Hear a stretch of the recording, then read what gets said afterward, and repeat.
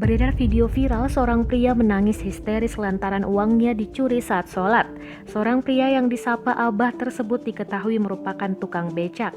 Adapun kejadian tersebut diunggah di akun TikTok atas nama Adi Panik.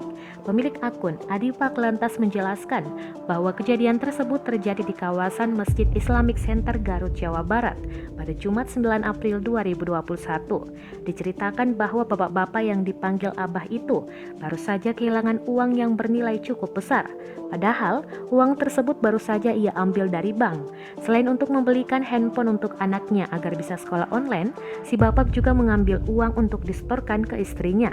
Sebelum itu, si bapak mampir untuk melaksanakan sholat duhur, di mana ia pun mengganti celana dengan kain sarung.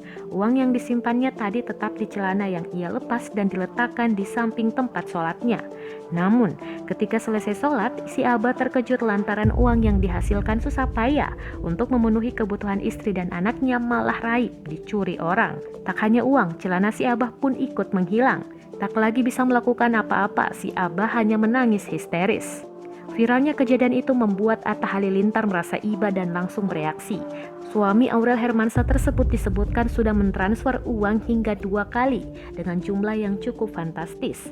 Hingga saat ini pemilik akun Adibak menyebut donasi untuk Abah sudah terkumpul sekitar 120 juta. Donasi tersebut rencananya akan digunakan untuk membelikan ponsel untuk anak Abah yang masih sekolah.